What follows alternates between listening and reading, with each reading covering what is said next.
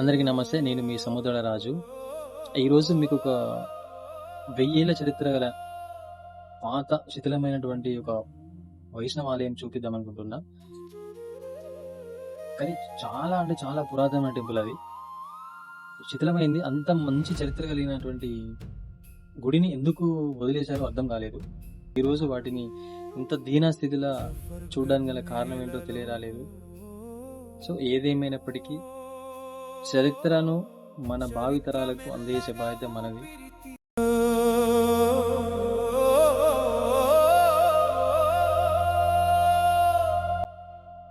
ఇక్కడ ఒక ముఖ్యమైన విషయం ఉంది. ఈ రాతి ధ్వజస్తంభం చూడండి. గుడి ముందు ఉండే ఈ స్తంభం పూజలకి కేంద్రం. ఇప్పుడు మాత్రం ఇవి నేలకూలిపోయి చరిత్రలా మిగిలిపోయాయి. ఇలాంటి నిర్మాణం చూస్తే బహుశా కాకతీయుల కాలం నాటి ఆలయం అయి ఉండొచ్చు. పెద్దలు చెప్తున్నారు ఇది విష్ణువు చెందిన వైష్ణవ దేవాలయం అయి ఉండొచ్చని.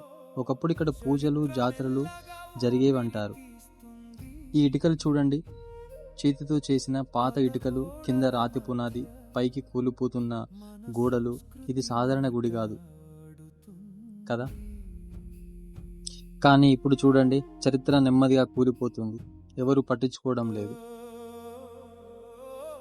ఈ శిథిలమైన గుడి మా ఊరు ఒకప్పటి వేల్పుకొండ, ఇప్పుడు పిలువబడేటువంటి జాఫర్గఢ్ గ్రామంలోని శ్రీ వేల్పుకొండ లక్ష్మీనరసింహస్వామి గుట్టకి వెనకాల ఒక చెలకలో ఉన్నది.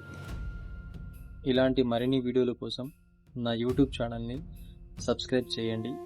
అలాగే కామెంట్ చేయండి, లైక్ చేయండి. Thank you.